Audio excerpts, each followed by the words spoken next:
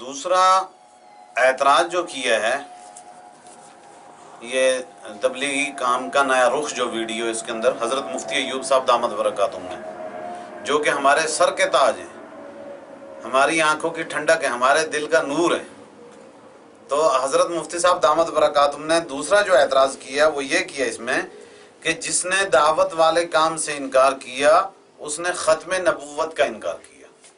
جس نے دعوت والے کام سے انکار کیا اس نے ختم نبوت کا انکار کیا. بے شک یہ جو ہے اعمال دعوت کے اندر موجود ہے. یہ دیکھیے یہ کتاب جو ہے اعمال دعوت ہے، ٹھیک ہے، اس کے اندر یہ موجود ہے.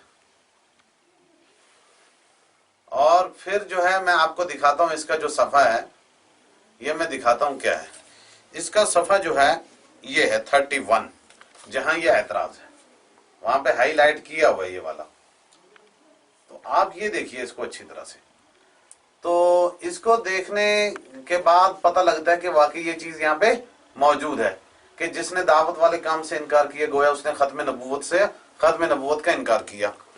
اور اب اس پہ حضرت مفتی ایوب صاحب دامت برکاتہم جو ہیں وہ فرماتے ہیں کہ ختم نبوت کا منکر تو کافر ہے، ختم نبوت کا منکر تو کافر ہے. تو یہ قول کہاں تک صحیح ہوگا؟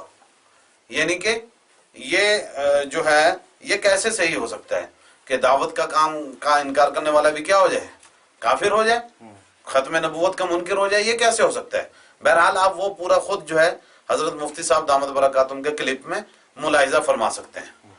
تو اب سب سے پہلے اس کا جواب دینے سے پہلے میں یہ دکھاتا ہوں کہ یہ کتاب جو اعمال دعوت ہے جس کو آپ پہلے دیکھ چکے ہیں، اس کو اچھی طرح دیکھیے، ہے اعمال دعوت. جی جی جی جی جی. اور اس کے ساتھ یہ دیکھیے کہ اس کے مرتب کون ہے. مرتب یہاں لکھا ہوا ہے صاف صاف، شیخ نصرت علی صاحب لکھا ہوا ہے نا، شیخ نصرت علی صاحب. جی جی جی. اور اسی طرح یہاں پہ جو ہے لکھا ہوا ہے مولانا ابو بکر صاحب ندوی زید پوری. جی جی جی. حضرت مولانا ابو بکر صاحب ندوی، یہ جو ہے ان کے اہتمام سے یہ کتاب شائع ہو رہی ہے. جی. تو اب جو ہے آپ دیکھیے بڑی توجہ کے ساتھ، یہ میں نے اس لیے دو باتیں بتائی کہ مرتب جو ہے اس کتاب کے شیخ نصرت علی صاحب ہیں جی. اور اہتمام جو ہے مولانا ابو بکر صاحب ندوی زید پوری کا ہے، ندوی صاحب کا ہے. جی.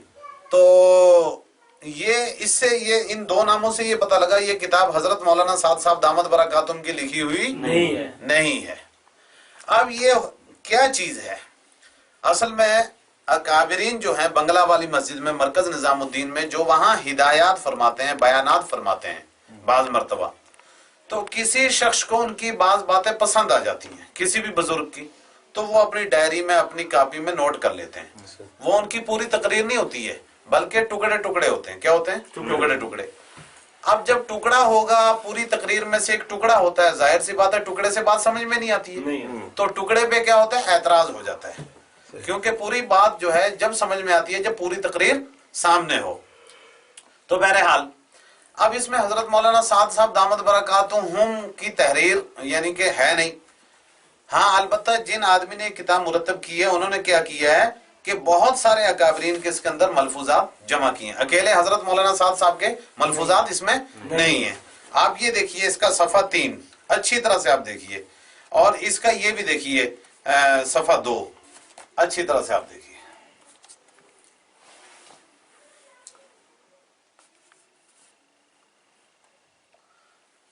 پہلے صفحہ 2 دیکھیے، اس کے بعد صفحہ 3 اچھی طرح دیکھیے، اور صفحہ 3 کے اوپر جو ہے پوری تفصیل ہے کہ کون کون سے یہ اکابرین ہیں جن کا جو ہے جن کے ملفوظات اس میں ہیں، نام باقاعدہ دیے ہوئے ہیں. اب وہ میں نام حالانکہ پڑھوں گا بھی، کیونکہ بعض حضرات وہ ہوتے ہیں جو بیچارے جو ہے دیکھ کے پڑھ نہیں سکتے تو ان کو جو ہے سنانا پڑتا ہے. اسی طرح آپ ساتھ کے ساتھ اس کا صفحہ نمبر 4 بھی دیکھ لیجئے، کیونکہ اس سے یہ صفحہ نمبر جب 4 آپ دیکھ لیں گے اچھی طرح تو آپ کو جو ہے پوری بات سمجھ میں آئے گی. میں ان تمام اکابرین کے نام لوں گا جن کے ملفوظات اس کتاب کے اندر کیا کیا گئے ہیں، جمع کیے گئے ہیں. تو لہٰذا اب میں جو ہے کیا کرتا ہوں، اس کو پڑھتا ہوں. آپ دیکھ لیجیے، بیانات ہدایات ملفوظات حضرات اکابرین بنگلہ والی مسجد نظام الدین دہلی، بیانات ہدایات ملفوظات. اچھا، नीचे हजरत मौलाना मोहम्मद इलियास कांदलवी रहमतुल्लाह अलैह, हजरत मौलाना मोहम्मद यूसुफ कांदलवी रहमतुल्लाह अलैह, हजरत मौलाना इनामुल हसन हजरत जी रहमतुल्लाह अलैह, हजरत मौलाना सईद अहमद खान मुहाजिर मक्की रहमतुल्लाह अलैह, हजरत मौलाना उबैदुल्लाह बलियावी रहमतुल्लाह अलैह, हजरत मौलाना मोहम्मद उमर पालनपुरी रहमतुल्लाह अलैह, हजरत मौलाना अहमद लाड साहब दामद बरकातुम, हजरत मौलाना याकूब साहब दामद बरकातुम, हजरत मौलाना मोहम्मद इब्राहिम साहब दामद बरकातुम, हजरत मौलाना जुबैरुल हसन साहब दामद बरकातुम, हजरत मौलाना मोहम्मद साद साहब दामद बरकातुम, हजरत शेखुल हदीस मौलाना मोहम्मद जकरिया रहमतुल्लाह अलैह, हजरत मौलाना मोहम्मद सुलेमान झिंझानवी रहमतुल्लाह अलैह, हजरत मौलाना सैयद अबुल हसन अली नदवी रहमतुल्लाह अलैह, हजरत मौलाना मोहम्मद मंजूर नौमानी रहमतुल्लाह अलैह, हजरत मौलाना तारिक जमील साहब दामद बरकातुम, सईद अहमद भोपाली साहब दामद बरकातुम, डॉक्टर नादिर अली खान साहब दामद बरकातुहुम। तो अब देखिए कि हजरत शेखुल हदीस मौलाना जकरिया रहमतुल्लाह अलैह, मौलाना सुलेमान झंझानवी रहमतुल्लाह अलैह, मौलाना अली मियां नदवी रहमतुल्लाह अलैह, मौलाना मंजूर नौमानी रहमतुल्लाह अलैह, ये हजरात अगरचे मरकज बंगला वाली में तो मुकीम नहीं थे, लेकिन बहरहाल इनकी सरपरस्ती थी और इनका दावत व तबलीग में बहुत बड़ा जो है बहुत बड़ी देन है, बहुत बड़ी खिदमत है। इसीलिए ये जो शेख नुसरत अली साहब हैं, इन्होंने इन बुजुर्गों के मलफूजात भी इस किताब के अंदर जमा कर दिए गए। बाकी हजरत मौलाना तारिक जमील साहब हमारे पड़ोस मुल्क के हैं, वो बहुत माशाल्लाह बड़े आलिम हैं, तो अल्लाह ताला उनकी उम्र में बरकत अता फरमाए, सेहत व सलामती वाली लंबी उम्र अता फरमाए हजरत को। तो उनके भी मलफूजात इसमें जमा कर दिए गए। एक सईद अहमद भोपाली साहब हैं और डॉक्टर नादिर अली खान साहब ये मरकज में मुकीम थे बंगला वाली मस्जिद में, अब अगरचे वहां पे मौजूद नहीं है, तो इनके मलफूजात भी इसके अंदर जमा कर दिए गए। तो बहरहाल अब देखना यह है कि जहां पे और एक बात और भी यहाँ पे आप देखते जाएं कि जिस अकाबिर के मलफूजात होते हैं तो सफ़े पे जो है इन्होंने उसका नाम लिखा होता है। मसलन आप ये देखिए, मैं आपको मिसाल अभी दे रहा हूं, अभी वहां नहीं मैं पहुंचूंगा जहां जिस सफ़े का ये एतराज है। ये देखिए मसलन ये सफ़ा है एक, तो इस पे जो है जिस आलिम के मलफूजात हैं ये उनका नाम लिखा हुआ है। मसलन यहाँ लिखा है मौलाना मोहम्मद साद साहब। तो इसी तरह हर आलिम ने जो बयान किए हैं, मलफूजात दिए हैं, उसके जो है क्या कहें ऊपर नाम जो है दिया हुआ है जी। अब जो है ये जो एतराज है ये आमाल दावत के सफ़ा 31 का, आमाल दावत के सफ़ा 31 का। अब हम आमाल दावत का सफ़ा 31 ये देखिए, यहाँ ये पड़ा है आमाल दावत का सफ़ा 31। इस पे जो मैं आपको चीज दिखाना चाह रहा हूं वो पता क्या दिखाना चाह रहा हूं, ऊपर तो आप ये देखिए कि मौलाना मोहम्मद साद का नाम है, ये देख लीजिए अच्छी तरह गौर से, है नाम, ठीक है, नजर आ रहा होगा आपको जी जी। अब हम चलते हैं जरा नीचे कि जहां ये मलफूज है, मलफूज जो है जिसने दावत वाले काम से इनकार किया, उसने गोया खत्म नबूवत का इनकार किया, वो यहाँ पड़ा है जी। आप ये देखिए कि किस आलिम का नाम है जिसने जो है ये मलफूज फरमाया, ये बयान फरमाया। इनका नाम है मौलाना अहमद लाड। नजर आ रहा है ना, मौलाना अहमद लाड, मौलाना अहमद लाड साहब, मौलाना अहमद लाड साहब जी, अहमद लाड। अब ये जो वीडियो बनाई गई तबलीगी काम का नया रुख, उसमें यही हवाला जो है हाईलाइट करके दिखाया गया जी। और हाईलाइट करने के बाद जो है जब ये पढ़ा गया जिसने दावत वाले काम से इनकार किया उसने गोया खत्म नबूवत से इनकार किया, इसमें हजरत मुफ्ती साहब दामद बरकातुम ने ये बिल्कुल कतन नहीं फरमाया कि ये जो है किस आलिम का मलफूज है या किसकी ये हिदायत है या किसने ये इरशाद फरमाया। तो समझने वालों ने ये समझा कि ये मलफूज भी किसका है, हजरत मौलाना साद साहब दामद बरकातुम का। तो जब हजरत मुफ्ती अय्यूब साहब दामद बरकातुम जो कि हमारे सर के ताज हैं, हमारी आंखों के नूर हैं, उन्होंने जब ये काम किया कि वीडियो के अंदर ये चीज रखी, हाईलाइट करके दिखाई, तो उनको कम अज कम ये भी बयान फरमा देना चाहिए था कि इस किताब के अंदर जो ये मलफूज है ये किसका, मौलाना अहमद लाड साहब का है। लेकिन ये जो है इस तरह से पेश किया गया गोया ये जो है किसका मलफूज है, हजरत मौलाना साद साहब दामद बरकातुम का।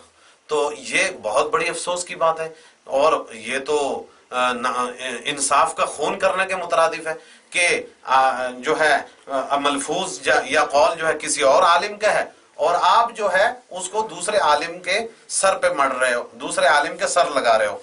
अगरचे آپ نے وہاں پہ یہ نہیں بیان فرمایا کس عالم کا قول ہے، لیکن چونکہ آپ جو ہے ویڈیو کے اندر اعتراضات کس پہ کر رہے تھے؟ شیخ الحدیث حضرت مولانا سعد صاحب دامت برکاتہم پہ، تو سننے والوں نے بھی جو ہے کیا کیا، اس ملفوظ کو کس کا ملفوظ سمجھ لیا؟ حضرت جی مولانا محمد سعد صاحب دامت برکاتہم کا۔ لیکن اس سے یہ پتہ لگ گیا، یہ جو میں نے آپ کو دکھایا حوالہ، کہ یہ شیخ الحدیث حضرت مولانا محمد سعد صاحب کا ملفوظ نہیں ہے۔ ہاں یہ ملفوظ ہے اس کتاب کے اندر یہ، لیکن یہ ہے حضرت مولانا احمد لاڈ صاحب کا۔ لہٰذا جب مولانا احمد لاڈ صاحب کا ملفوظ ہے، میں یہاں حضرت مولانا احمد لاڈ صاحب اگرچہ ہمارے اکابر رہے ہیں کسی وقت دعوت و تبلیغ کے، اور آج بھی ہم ان کو اپنا بڑا مانتے ہیں، لیکن چونکہ اب وہ مرکز چھوڑ کے چلے گئے ہیں اور حضرت مولانا سعد صاحب دامت برکاتہم سے ان کو شدید اختلاف ہے، اس کی بنا پر ہم حضرت مولانا احمد لاڈ صاحب کے ملفوظ کی وضاحت بھی نہیں کرنا چاہتے، اور جو ہے اس قول کو ثابت بھی کرنا نہیں چاہتے، بلکہ جو ہمارے بھائی شورا والے حضرات ہیں ان کے وہ بڑے ہیں، اس قول کی ذمہ داری ان پہ ہے۔ لہٰذا حضرت مفتی صاحب دامت برکاتہم کو چاہیے کہ یہ قول ان کے سامنے پیش کریں اور اس کی وضاحت ان سے طلب کریں۔ لہٰذا حضرت مولانا سعد صاحب دامت برکاتہم کا جو دامن ہے وہ اس سے بالکل بری الذمہ ہے، یہ حضرت مولانا سعد صاحب دامت برکاتہم کا ملفوظ ہے ہی نہیں۔ قرآن کریم میں اللہ فرماتا ہے وَلَا يَجْرِمَنَّكُمْ شَنَآنُ قَوْمٍ عَلَىٰ أَلَّا تَعْدِلُوا، کسی قوم کی دشمنی تمہیں اس بات پر تیار نہ کر دے کہ تم ناانصافی کر بیٹھو۔ انصاف سے آدمی کو کام لینا چاہیے۔ تقوی کا تقاضا بھی یہی ہے کہ بات حق، سچ اور صاف اور ستھری کہی جائے۔ تو اب ظاہر سی بات ہے جب ویڈیو کے اندر یہ بات آئی تو لوگوں نے سمجھ لیا کہ حضرت مولانا سعد صاحب کا ملفوظ ہے، اس سے بہت حضرت مولانا سعد صاحب کی جو ہے شخصیت داغدار ہوئی ہے، ہمیں اس بات کا بہت بڑا دکھ ہے، بہت بڑا صدمہ ہے، بہت بڑا افسوس ہے۔ تو یہ جو ہے یہ اعتراض نمبر 2 کا جواب بھی مکمل ہوا، اس لیے یہ آپ یہاں پہ یہ سمجھ لیے کہ یہ مولانا احمد لاڈ صاحب کا ملفوظ ہے، مولانا سعد صاحب کا ملفوظ نہیں ہے۔ اعمال دعوت کو آپ خود پڑھیں، اللہ کا واسطہ میں دے کے کہتا ہوں، چاہے احباب شورا والے ہوں چاہے احباب مرکز نظام الدین سے وابستہ ہوں، انصاف کا تقاضا یہ ہے کہ وہ اس کتاب کو لے کے اعمال دعوت کے صفحہ 31 کو خود پڑھیں، آپ کو خود پتہ لگ جائے گا یہ ملفوظ کس کا ہے، لہٰذا اس لیے ہمیں اس کے جواب دینے کی ضرورت نہیں ہے۔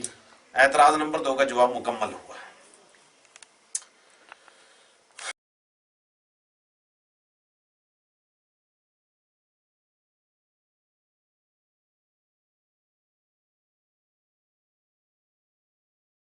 اعتراض نمبر 3 اعتراض نمبر 3 یہی تبلیغی کام کا جو نیا رخ ہے، تو اس میں جو ہے تیسرا ایک اعتراض یہ بھی کیا گیا ہے، جب تک دنیا باقی رہے گی ہجرت کی ضرورت باقی رہے گی، چاہے پوری دنیا دارالاسلام میں داخل ہو جائے۔ بے شک یہ اعمال دعوت میں موجود ہے، اور یہ حضرت مولانا سعد صاحب کا قول ہے، اس میں کوئی شک کی بات نہیں ہے۔ تو ہمارے یہ جو بڑے ہیں حضرت مفتی ایوب صاحب دامت برکاتہم، اس پہ یہ فرماتے ہیں کہ اب ہجرت کی ضرورت کیسے باقی رہی؟ فتح مکہ کے موقع پر تو رسول اللہ صلی اللہ علیہ وسلم نے فرما دیا تھا اب ہجرت فرض نہیں ہے۔ تو اس کا جواب جو ہے میں انشاءاللہ ابھی دیتا ہوں کہ حضرت مولانا سعد صاحب دامت برکاتہم کا یہ قول کس پس منظر میں ہے۔ آپ کا یہ قول بھی دراصل حدیث پاک سے مستنبط ہے۔ ابھی میں آپ کو حوالہ دیتا ہوں، پہلے منتخب احادیث کا حوالہ ہے، صفحہ 666، 667 اور 668۔ پہلے میں آپ کو یہ سمجھانا چاہتا ہوں کہ یہ جو ہے ہجرت ہوتی کتنی قسم کی ہے۔ ہم ہجرت ایک ہی بات کو سمجھ لیتے ہیں، ہجرت باتا اور ہجرت بادیہ، 2 قسم کی ہجرتیں ہیں۔ تو ہجرت باتا تو واقعی ختم ہے، وہ تو یہ تھا کہ نبی کریم صلی اللہ علیہ وسلم کے ساتھ جا کے بس قیام کرنا اور آپ کے ساتھ ہی رہنا ہمیشہ، مکے سے مدینہ ہجرت کرنا، یہ ہجرت باتا کہلاتی ہے۔ لیکن ہجرت بادیہ یہ ہے کہ جب بھی دین کا تقاضا آئے تو کچھ وقت کے لیے یا کافی وقت کے لیے اللہ کے دین کے تقاضے کے لیے نکلنا اور پھر واپس اپنے گھر واپس آ جانا۔ اب میں اس کا آپ کو حوالہ دیتا ہوں، دیکھیے یہ کتاب جو ہے حدیث کی کتاب ہے، اس کا نام جو ہے منتخب احادیث ہے، آپ اس کو اچھی طرح سے دیکھیے جی، ٹھیک ہے جی۔ اب اس کا جو ہے ساتھ کے ساتھ جو ہے میں آگے حوالہ کھولوں گا، آپ ان حوالوں کو بھی دیکھ لیں اچھی طرح۔ یہ دیکھیے یہ میں نے ہائی لائٹ کیا یہاں سے، یہ والا، اس کو آپ اچھی طرح سے دیکھیے، اس حدیث کو میں پہلے پڑھنا چاہ رہا ہوں، اگرچہ ہائی لائٹ میں نے اور بھی کیے ہیں، لیکن اس حدیث کو پہلے پڑھنے سے ہم پہ یہ بات کھل جائے گی کہ ہجرت کتنی طرح کی ہوتی ہے، کون سی ہجرت فتح مکہ کے موقع پر ختم ہو گئی اور کون سی ہجرت جو ہے قیامت تک جاری رہے گی۔ اب میں اسی طرح یہاں یہ دیکھیے، یہ اس کا صفحہ 668 ہے، یعنی 668 ہے، اوپر عربی میں میں نے ہائی لائٹ کیا ہے اور ساتھ میں اردو میں اس کا ترجمہ بھی کیا ہے۔ تو بہرحال اب میں جو ہے اس کو پڑھوں گا اچھی طرح سے، آپ جو ہے اس کو سنیں گے، کیونکہ بعض حضرات وہ ہوتے ہیں جو بیچارے جن کتاب پڑھ نہیں پاتے، مطالعہ کر نہیں پاتے۔ آپ خود بھی منتخب احادیث لائیں، یہ منتخب احادیث میں جس جگہ کی یہ حدیث ہے اس کا حوالہ بھی اس کے اندر موجود ہے، لہذا میں اس کو پڑھتا ہوں۔ یہ دیکھیے،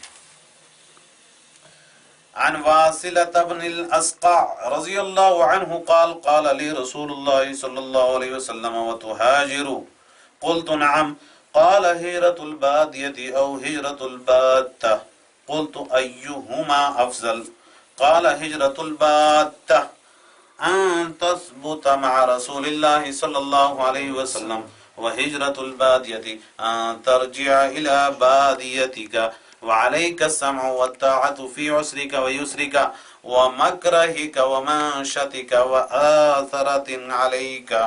اس میں حوالہ طبرانی کا ہے، کس کا؟ طبرانی شریف کا، اور پورا حوالہ دیا ہے کہ کہاں سے یہ حدیث لی ہے۔ اب پورا جو ہے میں اس کا ترجمہ بھی پڑھتا ہوں۔ حضرت واصلہ بن اسقع رضی اللہ عنہ سے روایت ہے کہ رسول اللہ صلی اللہ علیہ وسلم نے مجھ سے پوچھا تم ہجرت کرو گے؟ میں نے کہا جی ہاں۔ ارشاد فرمایا ہجرت بادیہ یا ہجرت بادہ، کون سی ہجرت کرو گے؟ میں نے عرض کیا ان دونوں میں سے کون سی افضل ہے؟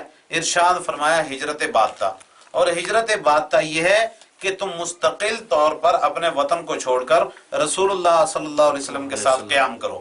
یہ ہجرت نبی کریم صلی اللہ علیہ وسلم کے زمانہ میں فتح مکہ سے پہلے مکہ مکرمہ سے مدینہ منورہ کی طرف تھی، اور ہجرت بادیہ یہ ہے کہ تم وقتی طور پر دینی مقصد کے لیے اپنے وطن کو چھوڑ کر اللہ تعالیٰ کے راستے میں نکلو اور پھر واپس اپنے علاقہ میں لوٹ جاؤ۔ تم پر ہر حال میں تنگی ہو یا آسانی، دل چاہے یا نہ چاہے، اور دوسرے کو تم سے آگے کیا جائے، امیر کی بات کو سننا اور ماننا ضروری ہے۔ طبرانی مجمع الزوائد۔ تو بہرحال اس سے پتہ لگا ہجرت کی کتنی قسمیں ہیں؟ دو قسمیں، ایک ہجرت بادہ ہوگی اور ایک ہجرت بادیہ ہوگی۔ ہجرت بادہ تو ہوگی کہ مستقل طور پہ وطن کو چھوڑ دینا جی، اور وہ تھی فتح مکہ سے پہلے مکہ سے مدینہ کو ہجرت کرتے تھے۔ اور ہجرت بادیہ جو ہے یہ ہمیشہ رہے گی، جب بھی دین کا تقاضا آئے گا تو ہجرت بادیہ کرنی پڑے گی۔ اور حضرت مولانا سعد صاحب کے فرمانے کا یہی مطلب ہے کہ ہجرت چاہے ساری دنیا دارالاسلام میں داخل ہو جائے تب بھی ہجرت کی ضرورت باقی رہے گی۔ اب میں جو ہے اور حدیثیں بھی پڑھتا ہوں، آپ اس کا صفحہ 667 اور 666 یعنی 666 667 بھی اچھی طرح دھیان سے دیکھیے۔ پہلے صفحہ نمبر 666 کو دیکھیے اور پھر صفحہ نمبر 667 کو بھی دیکھیے۔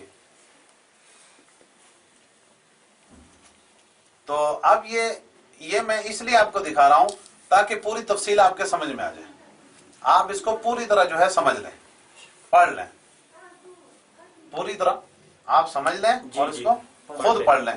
جب آپ خود جا کے پڑھیں گے انشاءاللہ جو آپ پہ بات کھل جائے گی۔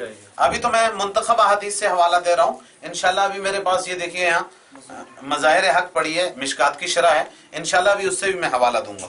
تو بہرحال اب میں ان کو پڑھتا ہوں۔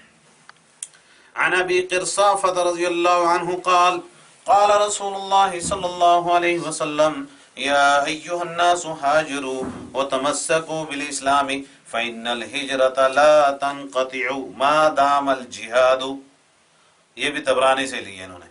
حضرت ابو قرصافہ رضی اللہ عنہ سے روایت ہے کہ رسول اللہ صلی اللہ علیہ وسلم نے ارشاد فرمایا لوگو اللہ تعالیٰ کے راستے میں ہجرت کرو اور اسلام کو مضبوطی سے تھامے رکھو، کیونکہ جب تک جہاد رہے گا اللہ تعالیٰ کے راستے کی ہجرت بھی ختم نہیں ہوگی۔ سبحان اللہ، بالکل صاف صاف حدیث کے الفاظ۔ اور دوسری حدیث سنیے، عن معاویة وعبد الرحمن بن عوف وعبد الله بن عمرو بن العاص رضی اللہ عنہم ان النبی صلی اللہ علیہ وسلم قال الہجرۃ خصلتان احداہما ہجرۃ السیئات والاخرى یہاجر الی اللہ ورسولہ ولا تنقطع الہجرۃ ما تقبل التوبہ ولا تزال التوبة مقبولة حتى تطلع الشمس من المغرب فإذا طلعت طبع على كل قلب بما فيه وكفي الناس العمل. یہ احمد سے لیے انہوں نے، احمد سے اور طبرانی سے. جی. اب اس کا ترجمہ سنیے. حضرت معاویہ، حضرت عبد الرحمن بن عوف اور حضرت عبداللہ بن عمر بن عاص رضی اللہ عنہما سے روایت ہے کہ نبی کریم صلی اللہ علیہ وسلم نے ارشاد فرمایا ہجرت کی دو قسمیں ہیں، ایک ہجرت برائیوں کو چھوڑنا ہے، ایک ہجرت برائیوں کو چھوڑنا ہے، دوسری ہجرت اللہ تعالیٰ اور ان کے رسول کی طرف ہجرت کرنا ہے، یعنی اپنی چیزوں کو چھوڑ کر اللہ تعالیٰ اور ان کے رسول کے راستہ میں ہجرت کرنا ہے. ہجرت اس وقت تک باقی رہے گی جب تک توبہ قبول ہوگی. ہجرت کب تک باقی رہے گی؟ جب تک توبہ قبول ہوگی. توبہ اس وقت تک قبول ہوگی جب تک سورج مغرب سے طلوع نہ ہو جائے. جب تک سورج مغرب سے طلوع نہ ہو جائے. جب سورج مغرب سے طلوع ہو جائے گا تو اس وقت دل جس حالت ایمان یا کفر پر ہوں گے اسی پر مہر لگا دی جائے گی، اور لوگوں کے پچھلے عمل ہی ہمیشہ کے لیے کامیاب ہونے یا ناکام ہونے کے لیے کافی ہوں گے. آپ اندازہ کریے. اب اس کے اندر ہجرت کی ساری قسمیں آ گئی. ہجرت بادی آ گئی، ہجرت باتا آ گئی، اور گناہوں کے چھوڑنے کی ہجرت آ گئی. یہ تمام ہجرتیں. تو حضرت مولانا سعد صاحب دامت برکاتہم نے اگر یہ فرما دیا تو انہوں نے کون سا جرم کر دیا؟ مجھے یہ سمجھ میں نہیں آتی کہ اگر انہوں نے یہ فرما دیا جب تک دنیا باقی رہے گی ہجرت کی ضرورت باقی رہے گی، چاہے پوری دنیا دارالاسلام میں داخل ہو جائے. لوگوں نے ہجرت کو ایک ہی معنی میں سمجھا، اسی لیے اعتراض کر دیا. کاش افسوس اس اعتراض کو کرنے سے پہلے احادیث نبویہ صلی اللہ علیہ وسلم پہ ایک نظر ڈال لی ہوتی، احادیث کو پڑھ لیا ہوتا تو کبھی بھی یہ اعتراض نہ کیا جاتا. اب یہ تو میں نے منتخب احادیث سے آپ کو جو ہے حوالے دیے تھے. اب میں آپ کے سامنے مشکات کی شرح، مشکات شریف کی شرح مظاہر حق لا رہا ہوں. آپ غور سے دیکھیے اس کو. یہ مظاہر حق، بلکہ میں اندر سے دکھاؤں گا آپ کو کہ یہ جو ہے یہاں پہ تو جلد مت لکھی ہوئی ہے. ہاں اچھا پیچھے ہے. ہاں پیچھے اس کی جو ہے جلد بھی لکھی ہے، جلد 3، جلد 3 یعنی جلد 100. اب میں جو ہے اندر کے صفحے سے بھی دکھاتا ہوں آپ کو تاکہ اندر پوری بات کھل کے آ جائے. یہ دیکھیے مظاہر حق ہے، مشکات شریف کی شرح ہے. مشکات شریف مشہور حدیث کی کتاب ہے، الحمدللہ بڑی معتبر کتاب ہے. جلد 100 میں یہ 3ری جلد ہے. اب میں جو ہے اس کے صفحہ پہ جاؤں گا اور آپ کو بتاؤں گا. صفحہ 180، اس کے آپ صفحہ 180 کو دیکھیے. میں نے یہاں پہ ہائی لائٹ کر دی ہے پوری طرح اور اس کا ترجمہ بھی ہائی لائٹ کر دیا ہے. اس کو اچھی طرح سے آپ دیکھیں. اچھی طرح جب آپ دیکھیں گے تو آپ خود پڑھیں گے، آپ کو اندازہ ہو جائے گا کہ واقعی یہ چیز یہاں پہ موجود ہے، اور اللہ کے فضل و کرم سے بہت مضبوط دلیل کے ساتھ یہ چیز موجود ہے. جی. تو اب میں اس کو جو ہے پڑھ کے بھی سنا دیتا ہوں. جی. وعن معاویہ قال قال رسول اللہ صلی اللہ علیہ وسلم لا تنقطع الهجرة حتى تنقطع التوبة حتى تطلع الشمس من مغربها رواه احمد و ابو داود والدارمی. اندازہ کریے. ترجمہ. اور حضرت معاویہ رضی اللہ تعالیٰ عنہ راوی ہیں کہ رسول کریم صلی اللہ علیہ وسلم نے فرمایا ہجرت یعنی گناہوں سے توبہ کی طرف رجوع موقوف نہیں ہوگی تا وقت کہ توبہ موقوف نہ ہو، اور توبہ اس وقت تک موقوف نہ ہوگی جب تک کہ آفتاب مغرب کی طرف سے نہ نکلے.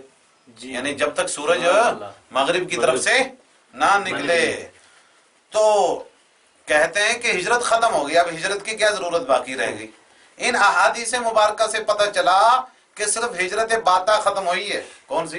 ہجرت باتا.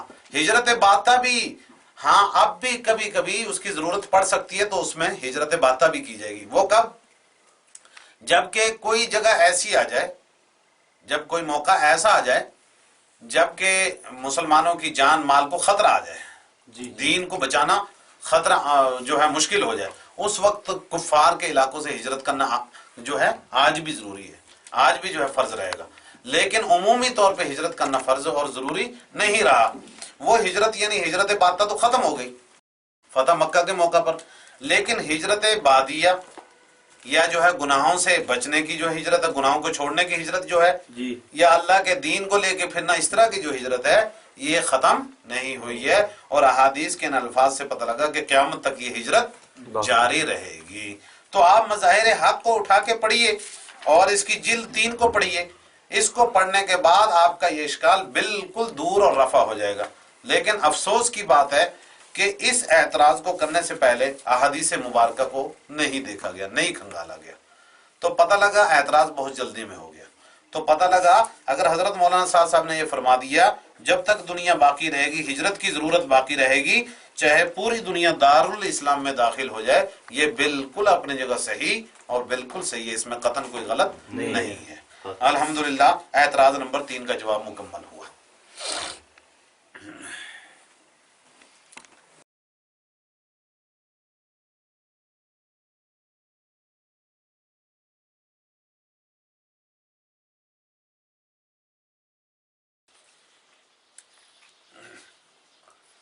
اعتراض نمبر 5، اعتراض نمبر 5، پانچواں اعتراض حضرت مفتی محمد ایوب صاحب دامت برکاتہم، محتم دارالعلوم اسلامیہ پنجورہ شوپیاں، انہوں نے شیخ الحدیث حضرت جی مولانا محمد سعد صاحب کے ملفوظ پر ایک اعتراض کیا ہے۔